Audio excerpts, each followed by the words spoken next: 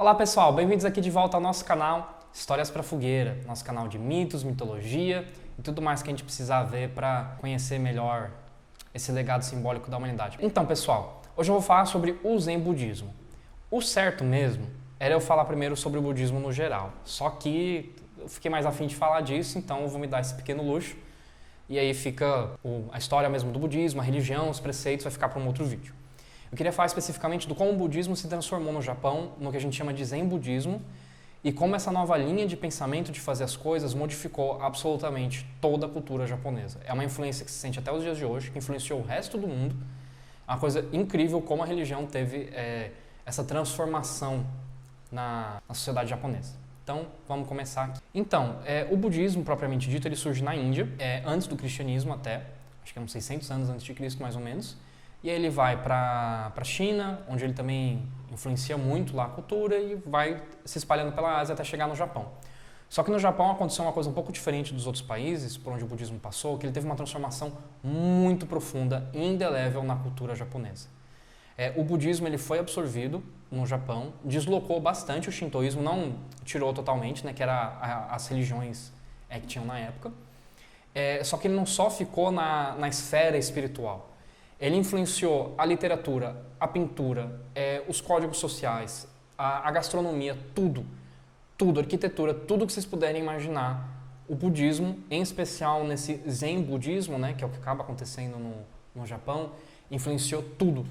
E essa influência, ela existe até os dias de hoje, né, por exemplo, a cerimônia do chá, que ainda é praticada, o Kyudo, que é o arco e flecha japonês também, ele é todo enquadrado no budismo, né, no Bushido. As artes marciais japonesas são extremamente zens.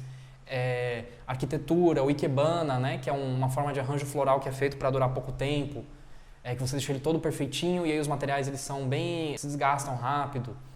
A meditação zazen, né, a famosa meditação zen, que vai ser um pouco o foco do vídeo, né? E o Japão, quando ele começa a exercer influências, né, através da economia e da cultura deles, que é uma cultura muito forte, né? Por exemplo, hoje no Brasil, aqui no Nordeste nem tanto, mas lá pela parte do Sul, Sudeste, nem em especial em São Paulo, por exemplo, que tem uma comunidade japonesa muito grande, você vê bastante as influências do Zen lá. Uma coisa muito interessante, porque eu não conheço nenhuma religião que tenha transformado tanto. Eu posso estar falando besteira agora, viu gente? É uma opinião. Mas, por exemplo, o cristianismo, por mais que tenha influenciado a sociedade ocidental, não se infiltrou em tudo desse jeito, como o budismo fez. É uma coisa assim, tipo... Eu não conheço uma coisa diferente. Eu devia até escrever um artigo sobre isso, se já não tiver. Mas, enfim.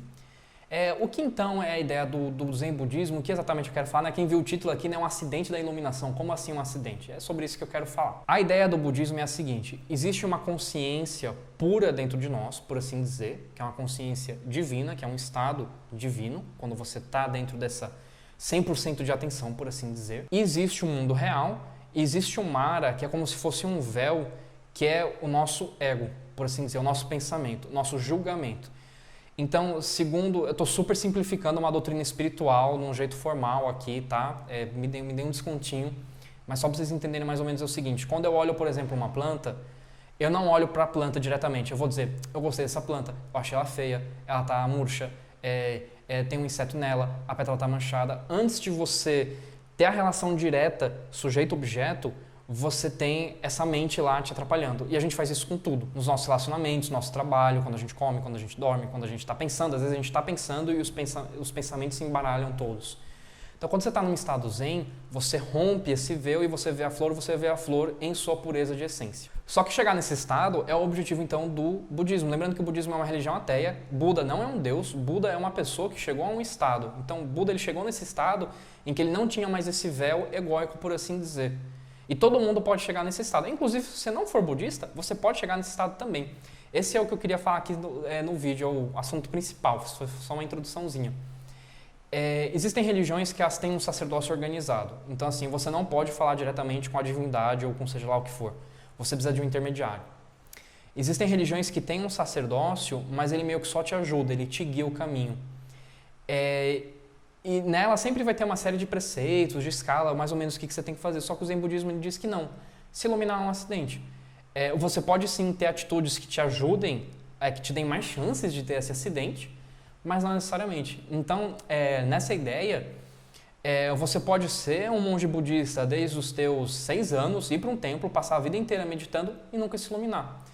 E do mesmo jeito você pode estar fritando um ovo no teu café da manhã e do nada, pum, eita, teve aquele estalido, aquela epifania, você se iluminou, parabéns. E você não quer nem ter saber de zen budismo, de nada.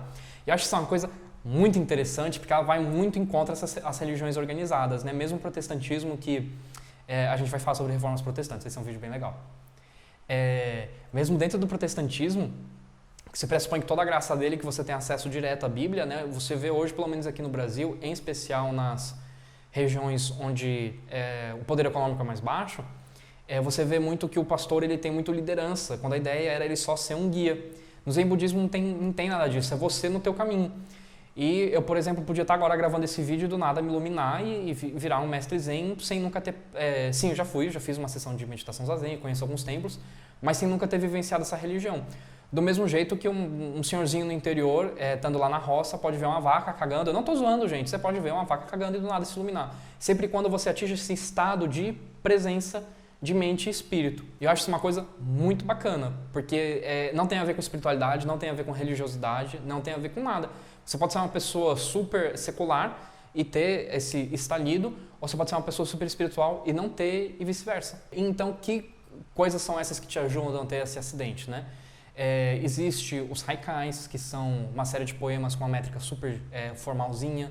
Existem os contos zens, né? Existem as famosas parábolas, os famosos koans, que é para bugar a mente, né? Dar uma chacoalhada, ver se para quieta. Você tem toda a arquitetura zen, que é simples, para você não ficar perdido nos detalhes. Você tem a meditação, que é sim a forma principal, né? O zazen. Você senta naquela postura chamada Seiza e fica tentando, não fazer nada, experienciar o vazio mental de não estar pensando em nada. Tem que tomar cuidado também com isso. Eu acho uma coisa muito bacana, muito interessante. Eu adoro essas curiosidades mitológicas, culturais, né? Eu acho que, eu sempre digo, a antropologia, para mim, das ciências humanas é a que mais faz sentido, porque o ser humano é um bicho muito engraçado. Vale muito a pena ver essas curiosidades, querer aprender e conhecer. Eu acho muito massa. E aí eu, inclusive, queria trazer para vocês uma dessas histórias zens, né? Esse é um livro que eu tenho, não sei se está focando aqui, tutupom. É A Tigela e o Bastão, 120 contos zen, né? Eles são uma série de histórias que tem esses momentos de estalidos para ajudar a gente. E tem um que eu achei muito legal, talvez o mais brutal, até mais heavy metal, que é a história da Shione. Ela era uma mulher, geralmente não se fala muito de mulher e religião, né? As religiões costumam ser patriarcais e machistas, costumam, não todas. Só que ela era uma mulher muito bonita. E ela ia nos templos zens para meditar, né? Se recolher do mundo e tentar seguir esse caminho. E ela começava a atrapalhar os outros monges homens. E aí, ao invés deles se preocuparem em aquietarem a luxúria deles, para que isso? Culpa da mulher, vamos expulsar ela muito mais fácil. E ela chega a desfigurar o rosto dela, né, em algumas versões com uma navalha ou com ácido, e enfaixa a cabeça dela, fica meio mumificada para as pessoas pararem de ficar secando ela, sediando ela e ela poder meditar em paz. E aí, eventualmente, ela é acolhida em algum mosteiro, monastério, e ela vai num poço com um baldezinho de bambu pegar água para o quarto dela. E no que ela está voltando para o quarto dela, ela está olhando o reflexo da lua nesse balde. E aí o balde se quebra e ela tenta agarrar a lua num reflexo. Ela tenta segurar os conteúdos e as águas se esvaem pelas mãos delas. E nesse momento ela tem um estalido e ela vê que aquilo não era a lua, era o reflexo. E ela olha para a lua e se ilumina. Eu acho uma história muito bacana. Esse livrinho aqui tem um monte de história assim, você tem os koans, os haikais, como eu falei, existe toda uma cultura que se criou ao redor do Zen.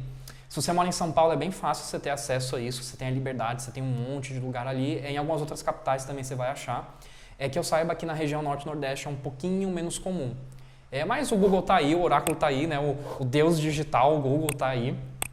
Busquem lá, talvez vocês vejam. É uma experiência interessante tentar. Não é fácil, não é uma religião fácil de se entrar, é bem difícil se acostumar a meditar, precisa de todo um processo de adaptação. Pelo menos quem tem uma mente mais inquieta vai sentir bastante. Espero que vocês tenham gostado desse vídeo, né? Mais uma curiosidade, a qual eu consegui falar durante 10 minutos sobre ela, né? Mas então os vídeos ficaram menores, eu acho que ainda assim do começo, né? Eu aprendi a ser mais resumido.